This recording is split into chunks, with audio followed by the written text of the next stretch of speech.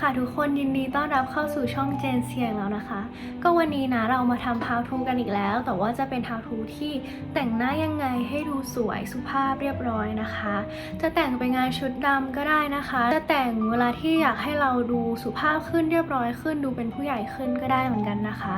ลุคนี้เนี่ยเจนรู้สึกว่ามันดูไม่ซีดเลยแล้วก็ดูแบบว่าทุกอย่างกำลังดีอยู่ในประมาณที่กำลังดีมากๆนะคะคลิปนี้ทริคเยอะมากนะคะใครพร้อมแล้วเดี๋ยวไปดูกันเลยค่ะก็เดี๋ยวมาเริ่มกันที่หน้าสดเลยนะคะอันนี้เจนบำรุงแล้วก็ทากันแดดลิปมันอะไรเรียบร้อยแล้วนะคะเดี๋ยวต่อไปเนี่ยจะไปที่พรามเมอร์ก่อนนะพรามเมอร์วันนี้นะคะจะใช้ของ Laura Mercier นะคะตัวนี้คือ Pure Canvas Primer Illuminating นะคะเป็นซิลิโคนฟรีด้วยนะก็คือไม่มีซิลิโคนนั่นเองคือเจนสั่งตัวนี้เป็นไซส์เล็กมาลองก่อนนะปรากฏว่าแบบชอบมากทุกคนคือเนื้อมันจะเป็นอย่างนี้มีความเนื้อนิดนึงแล้วก็มีความแบบเงานะแล้วพอทาลงไปบนผิวเนี่ยก็จะให้ความเงาปกปิดระดับแบบไลท์แบบมากๆอะไรเงี้ยคือมันจะทำให้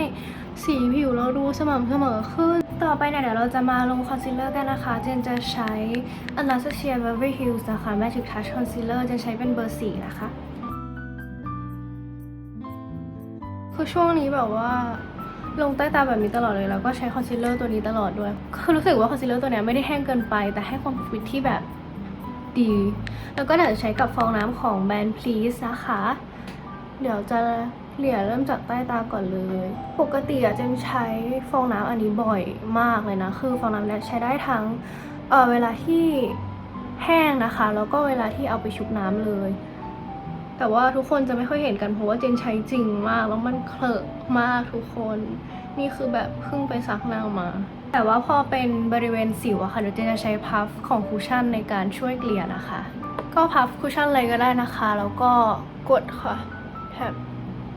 ทุกคนจะเห็นเลยนะว่าเวลาที่เจนใช้แบบแถบสิวอะเจนจะออกแรงโดยใช้แบบนิ้วกลางนะ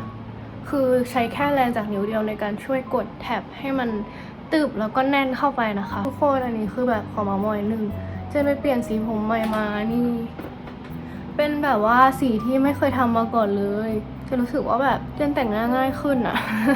พอไม่ใช่คนที่คอนทราสต์สูงมากขนาดนั้นนะเราไว้ผมดำอะหน้าก็เลยแบบดูจืดมากทุกคนแต่พอเราเปลี่ยนเป็นผมที่อ่อนลงอะมันทำให้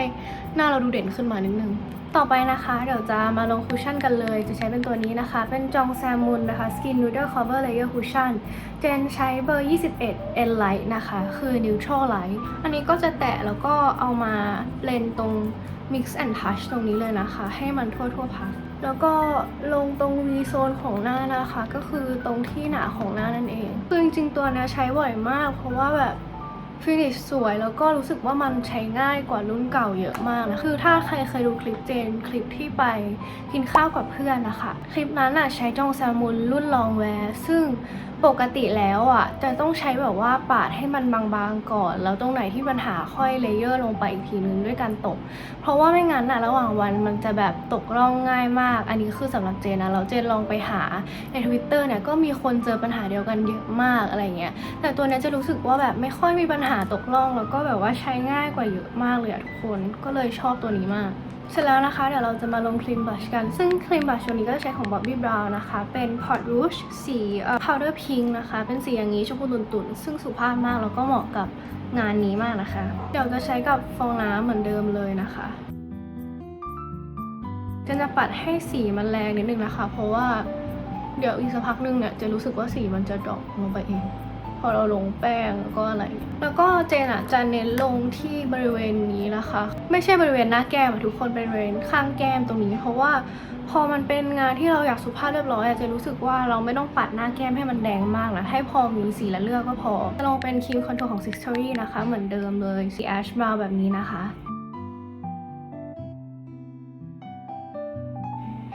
แล้วก็จมูกนะคะอย่างตรงที่เป็นสิวตรงนี้ทุกคนจะเห็นเป็นสิวแบบเม็ดเบิ่มมาก็คือเจนจะไม่คอนทัวร์ไปโดนนะคะเพราะว่าเดี๋ยวตอนเกี่ยวคอนทัวร์แล้วเนี่ยมันจะทำให้รองพื้นที่เราลงอะค่ะตอนแรกมันหลุดออกไปด้วยก็จะแบบเว้นไว้แล้วเดี๋ยวเราค่อยมาใช้บลอนเซอร์แบบฝุ่นในการลงทับอีกทีนะคะพวกมิติหน้าอะไรแบบเนี้ยเราสามารถแบบเต็มได้เลยนะทุกคนเพราะว่าสิ่งอื่นบนหน้าเราอย่างเช่นสีสันมันลดลงเสร็จแล้วตรงนี้ถ้าสมมติว่ามันหลุดไปก็แนะนำว่าให้ใช้คุชชั่นนะคะในการช่วยกลบ สิวที่มันแบบยังไม่เนียบ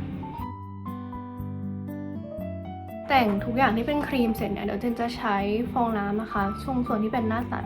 ในการแบบว่าเบาๆนะแล้วก็กดมันนิดนึงเพื่อซับพวกรองพื้นหรือว่าผลิตภัณฑ์เนื้อครีมที่มันเป็นส่วนเกินออกนะคะมันจะได้ไม่เยิ้มไม่ไหลมันจะทำให้แบบเนื้อครีมมันเซ็ตขึ้นนิดนึงแล้วต่อไปเนี่ยเดี๋ยวเราจะไปที่งานตากันนะคะงานตาวันนี้จะใช้พาเลตของ NARSIC นะคะอันนี้คือเบอร์10 Bottom Breeze นะคะจะมีความติดน้ำตาลเทาค่อนข้างเยอะนะในพาเลตนี้ก็เลยจะใช้เป็นประมาณโทนนี้เพราะว่ารู้สึกว่างานที่เราอยากให้เราดูเรียบร้อยขึ้นจะใช้สีที่ตุ่นนิดนึงหรือว่าติดเทานิดนึงแล้วมันจะดูเรียบร้อยนะคะจะใช้เป็นของ Rolex ที่เป็นพุ่มๆแบบนี้เหมือนเดิมเลยนะคะขอแตะเป็นสีอ่อนสุดตรงนี้ก่อนนะคะแล้วก็ขอออกแล้วก็ลงไปให้เป็นเบสของตานิดนึงนะคะแล้วก็อย่าลืมลงบริเวณใต้ตานิดนึงด้วยเดี๋ยวเจนจะใช้แป้งเดิมลงสีที่เข้มขึ้นมานิดนึงนะคะบริเวณแค่รอยพับเปลือกตาพอเมื่อกี้เราลงแบบให้เกินรอยพับเลยใช่ไหมแต่ว่าอันเนี้ยเราจะลงแค่บริเวณรอยพับเปลือกตานะคะให้มันดูมีมิติขึ้นเท่านั้นเองต่อไปนะคะเดี๋ยวจะลงสีน้ำตาลเทาตรงนี้นะคะที่ขอบตาแล้วก็ไล่ขึ้นมาเป็นเงาตาตรงหัวตาหางตานิดนึงนะทุกคนแล้วก็ตรงนี้นิดนึง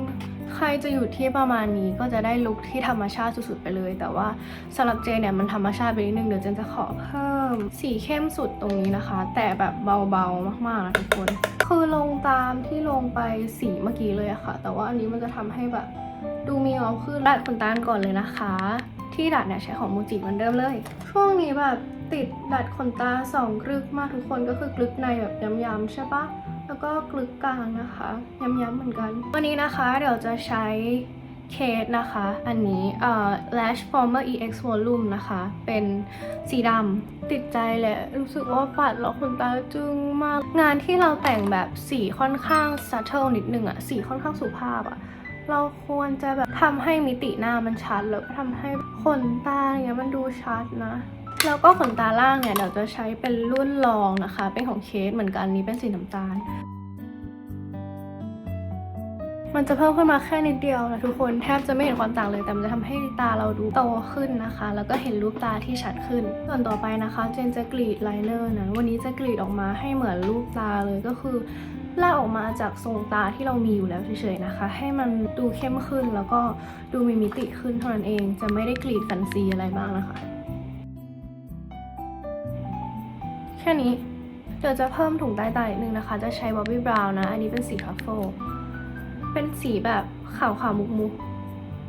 ๆเริ่มจากกลางตาแล้วก็กรีดไปถึงหางตาเลยนะคะต่อไปเนี่ยเราจะใช้แปรงมาเบนนะคะอันนี้ใช้แปรงของพี่พีชเหมือนกันนะไม่บอกก็รู้เลยป่ะเนี่ยว่าเป็นแฟนคลับพี่วันเดอร์พีชซื้อทุกอย่างของพี่เขา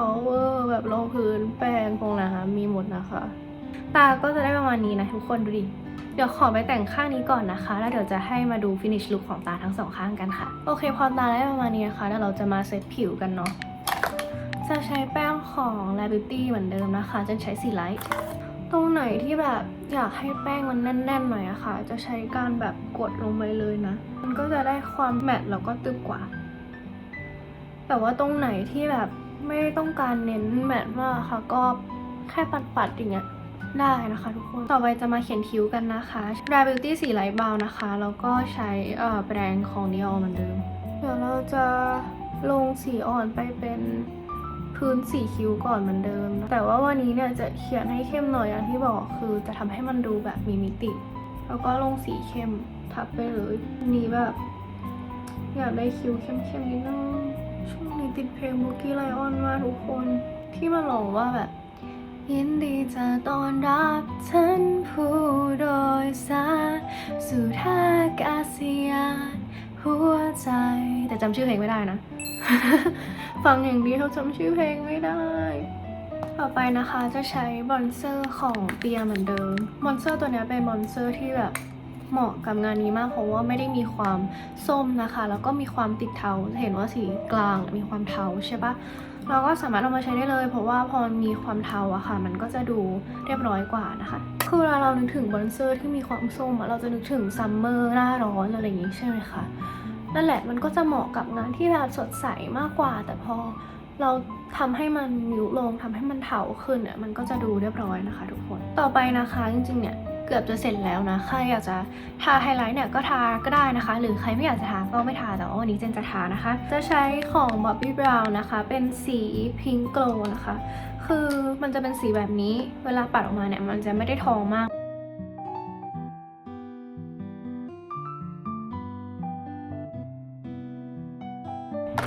เห็นไหมว่าแก้มอะที่บอกว่ามันจะอ่อนลงมันดูอ่อนลงจริงๆนะทุกคนเราแต่งตาแต่งคิ้วแบบทุกอย่างเสร็จแล้วอะแก้มมันดูแบบไม่เด่นเลยงานปากวันนี้เป็นคอมบิเนชันที่ดีมากทุกคนก็คือจะใช้ Chanel นะคะรุ่นจิ้มจุ่มรุ่นชื่อว่า Rouge Allure Lark นะสี62 Still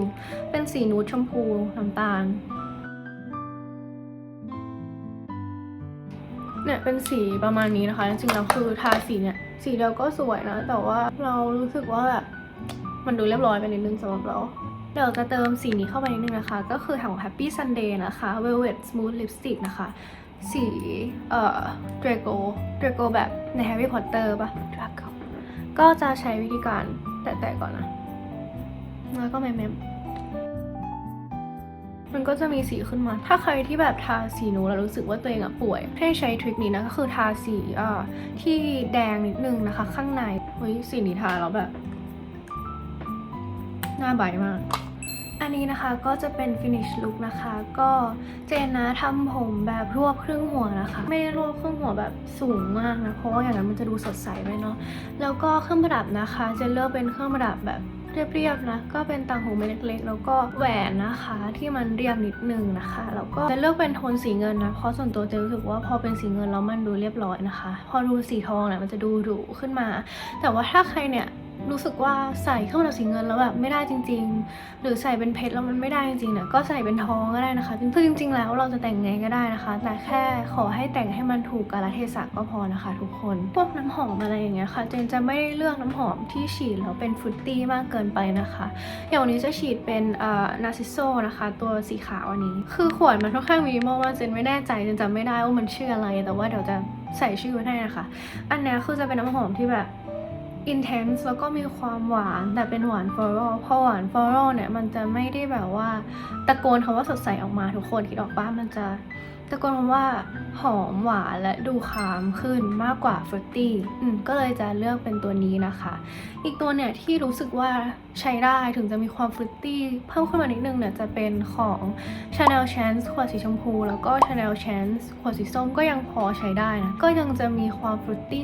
นิดนึงติดความฟรุตตี้นิดนึงนะแต่ว่าก็ยังใช้ได้แล้วรู้สึกว่าอันนั้นเป็นสิ่งที่คนจะมีมากกว่าก็คือ Chanel Chance เนาะแล้วก็ในส่วนของกระเป๋านะคะเจนไม่รู้ทุกคนได้ยินไหมแต่ว่ามันมีเสียง construction อยู่บ้านแบบเยื้องๆไม่แน่ใจว่าบ้านข้างหลังหรือบ้านเยื้องๆไปทางซ้ายหรือขวาเนี่ยถ้ามันมีเสียงเข้าไปในคลิปต้องขอโทษด้วยนะคะในส่วนของกระเป๋านะคะจะใช้เป็นกระเป๋าแบบแบนๆอย่างเงี้ยแล้วก็ลูกไม้แล้วก็มีสีดำค่อนข้างเยอะอย่างเงี้ยมันจะทำให้เข้ากับลุคมากขึ้นนะแล้วก็เดรสเนี่ยวันนี้เจนใส่เป็น